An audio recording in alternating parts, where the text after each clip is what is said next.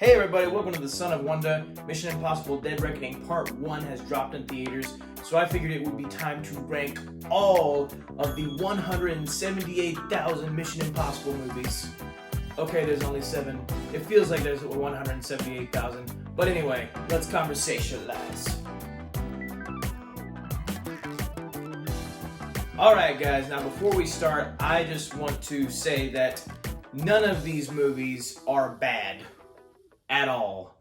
All of them have great suspense, thrills, entertainment, good characters to some extent. Some more than others, obviously, which is why I'm doing this ranking video. But none of these movies are bad. All of them are good. All of them are entertaining. It's one of the best franchises out there. It's one of the most consistent movie franchises out there. And because of that, it's one of the most refreshing. Because a lot of other franchises aren't that consistent. But this one is. It's consistently good, and it's only getting better as we go along through these movies as new ones come out. So let's start with our ranking. Coming in at number 7 is Mission Impossible 2. Mission Impossible 2. Now, like I said before, none of these movies are bad. At the same time, I do feel like this one is the weakest link in the chain for, I would say, 2 main reasons. One, the characters and story are not as good in this one as they are in the other movies. And 2, of all of the Mission Impossible films we've gotten, this is the one that feels the most disconnected from the rest of the Mission Impossible movies, at least to me.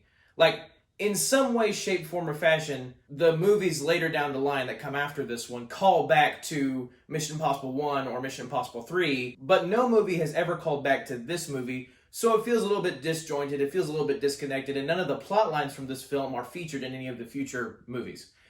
At the same time, there are still, like I said, great thrills, great entertainment to be found in here. One of my favorite mask reveals, one of my favorite moments in this whole franchise is the swap near the end of the movie when Ethan makes the bad guy think that he killed Ethan, but he actually killed his henchman instead.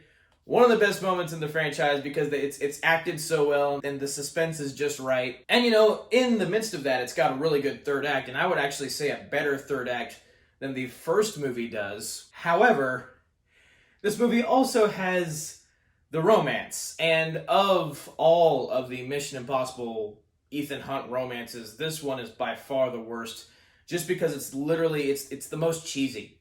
Like, the characters just meet, and they already just immediately fall in love with each other, no problem. Tom Cruise and Thandie Newton do have some chemistry, but not nearly as much as Ethan has with other characters and love interests later down the line. And that is a large part of this film, is Ethan Hunt and Thandie Newton's character's relationship. And it's just very cheesy. They do the one shot where, like, every character is looking at the camera dramatically. You know, like a soap opera or something, with their wide eyes, or they'll just, like, stare. You know, that kind of stuff. So that's why I would say this one is the weakest link. But again, still a very entertaining film. Interesting story about the virus and all that. I can still dig it. Moving on to number 6. Mission Impossible 1. The film that started it all. Now, again, I would say this movie has great thrills, great entertainment. This is the movie that introduces, you know, Kittredge, who shows up again in Mission Impossible Dead Reckoning, the latest Mission Impossible movie. And Kittredge is a great bad guy that's not really the bad guy. He plays an antagonistic role in this film, but to him, he's only doing his job. He genuinely thinks that Ethan is the bad guy, that Ethan is the mole, and that's very interesting to me. At the same time, I do think when you look at this film in relevance to the films that come later, it's very small scale. It ends up being merely a shadow of the kind of stunts and craziness that happens later down the line.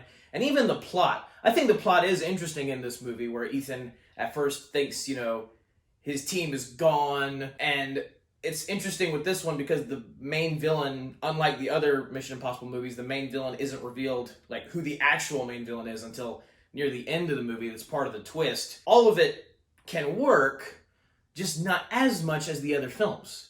And if you did put this film in, like, a ranking with the Transformers movies, it would probably be number 1. Maybe, I don't know. I might like Dark of the Moon better. But bottom line is, this movie is still good. It's just not as good as the others. Moving on to number 5, Mission Impossible 3. This is back when they were all numbered and they didn't have actual titles or anything like that. Anyway, as far as the original Mission Impossible trilogy goes, 3 is my favorite. And it's funny because this is the movie of the original Mission Impossible trilogy that I feel is the least Mission Impossible-y. Parts of it feel more like the 24 TV show, almost. But it still definitely has Mission Impossible elements in there. And I think my favorite part about this movie is that this is like the first film in the franchise that decides to delve deep into Ethan's character. And it's more of a character-driven story rather than a plot-driven story, I would say. And I really appreciate that. I really enjoy that.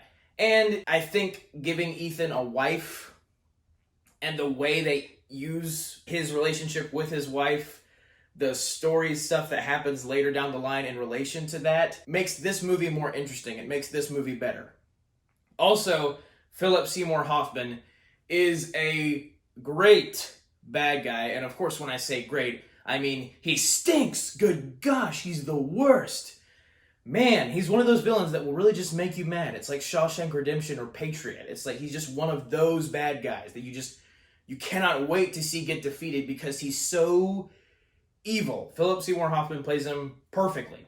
Also, again, Tom Cruise's acting, as always, is amazing. And like I said, this is a more character-driven story, so it's more emotional. Tom loses people he cares about in this movie and is really close to losing the person he cares about the most. And this gives a lot of room for Tom Cruise to really show his true A-list acting talent and puts the character of Ethan Hunt in the most emotional position we had seen him at to this point in the franchise. So all of that stuff works really well for me. Obviously, you know, with the crazy stuff they do later down the line, the more actually Mission Impossible these movies get as they go, I think they're going to be better than this one. But still, this one is really good. Coming in at number 4 is Mission Impossible 4 Ghost Protocol. Now, this movie, by far, of the first 4 films, is at the top. Because this is pretty much where the franchise has started to get its distinct flavor. Brad Bird, in particular, his directorial work with this film is incredible because he's so great at giving that super spy aesthetic. And it's just, this movie, of, I would say all of the Mission Impossible movies, might be the one that gives that aesthetic the most.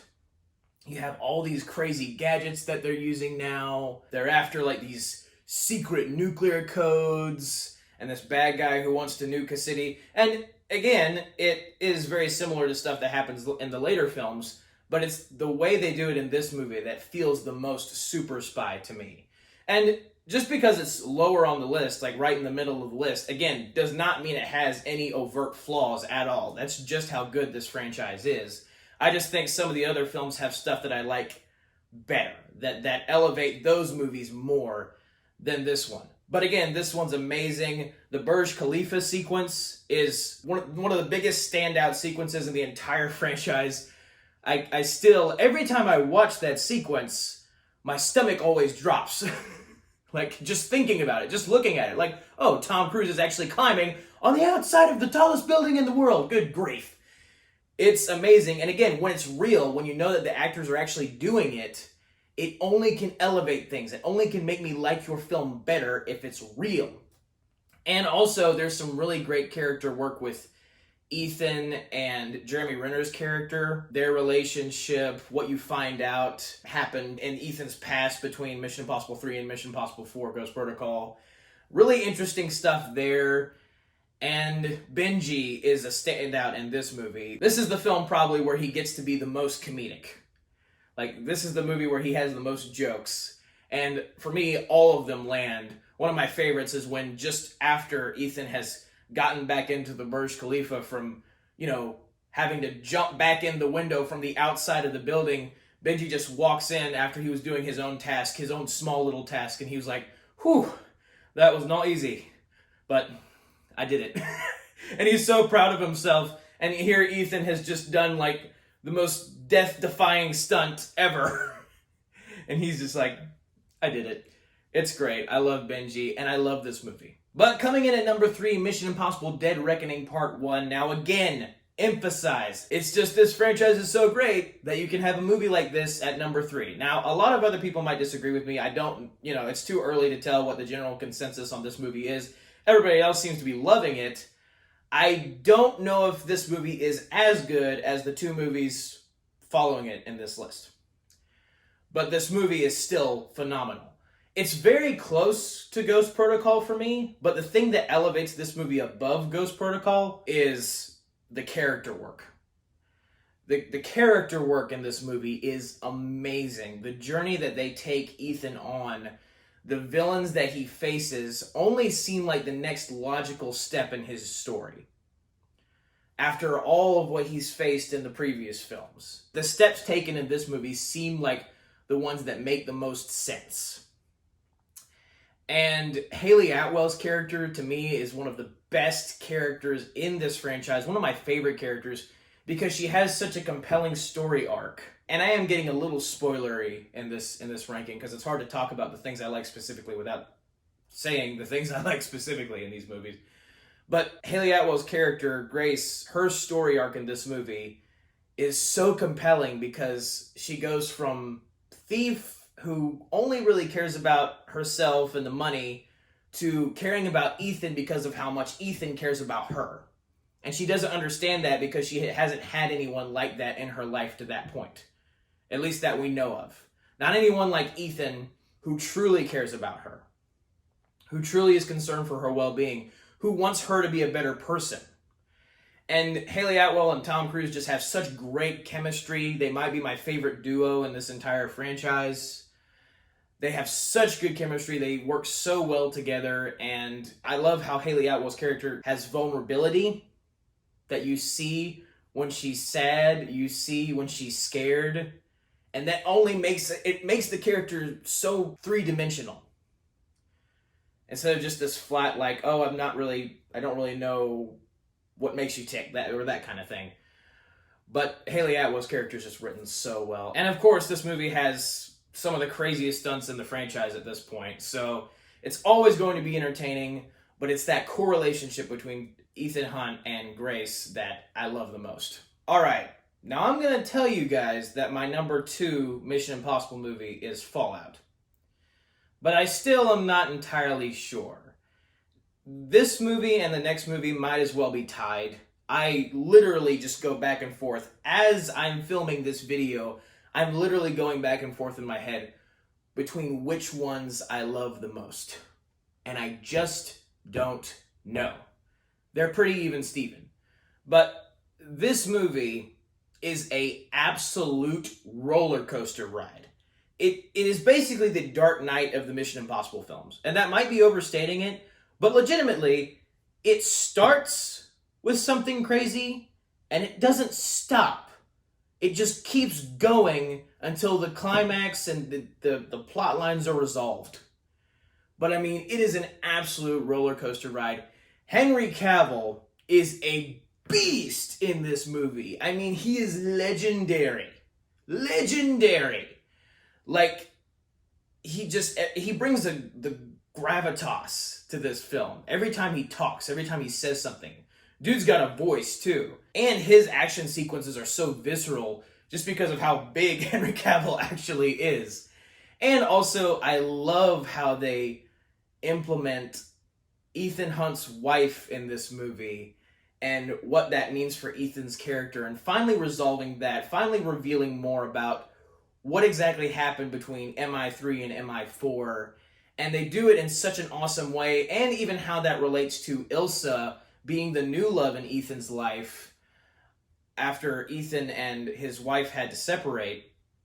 All those things connect together so wonderfully. And I saw this movie in theater, and it had me at the edge of my seat the entire time. I mean, the motorcycle chase, the helicopter chase at the end is one of the craziest climaxes, if not the craziest climax in this entire franchise. It is all nuts. And it's constantly twisting and turning, And like the more you think about it, the more you could be like, did that really work? But it entertained you. And I feel like that's probably the most important thing, is that it entertained you.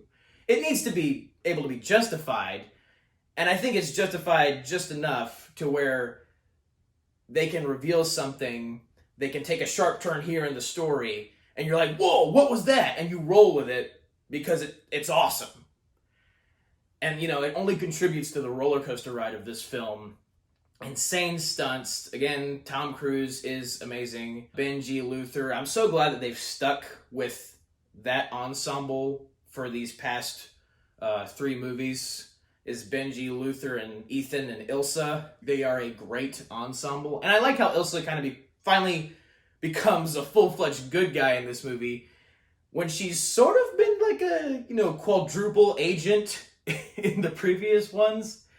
But she kind of finally is able to be just with Ethan on his side completely and not playing for, you know, both teams at the end of this movie. So I love this one. I love this one. I love this one. But coming in at number 1, sort of, is Mission Impossible Rogue Nation. Now, again, I just don't know. I'm just going to say they're tied.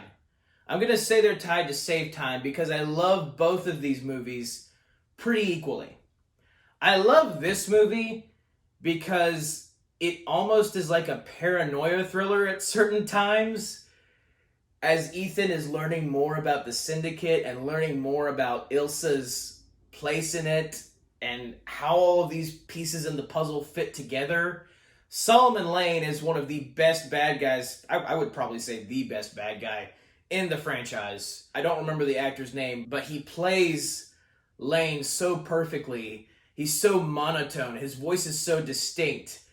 And the look they give him is just like the glasses. His face in general is just so haunting as he looks at Ethan.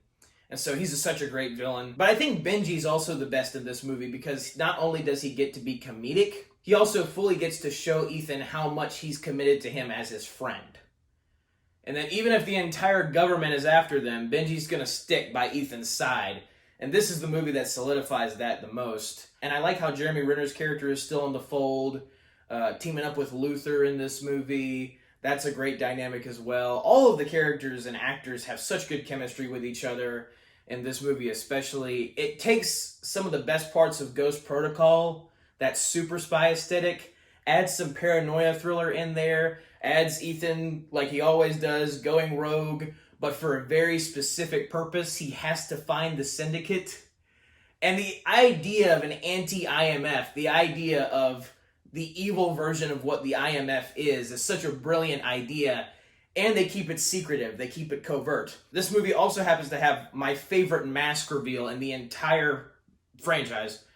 Spoilers if you haven't seen this movie, but when Ethan Hunt reveals that he's Atlee near the end, he was Atlee in the room the entire time, listening to Alec Baldwin's character and the Prime Minister of Great Britain talk about the origins of the Syndicate, and Ethan was there as Alec Baldwin's character is talking about how insanely talented Ethan is and how Ethan could become anyone if he wants to, how insanely dangerous he is, and then he's in the room with him. My favorite mask reveal ever. So this one, it comes out on top, sort of, but I mean, again, Fallout and Rogue are like right there. But I have a feeling that Dead Reckoning Part 2 might trump both of those movies. And if it does, that might be the greatest action movie ever made. Or one of the greatest movies ever made, period, probably. But that is my ranking of all 7 Mission Impossible movies. I'll probably be doing another one next year when Dead Reckoning Part 2 comes out, and I'm very excited to see where it places on the list. But this is an awesome franchise. I love it. I love Tom Cruise. I love Ethan Hunt. Can't wait to see what adventures he has next. Thank you guys for watching. Have a very blessed day. May the Lord be with you. May the Force be with you. Goodbye. Dun, dun, dun, dun, dun, dun. That's a wrap.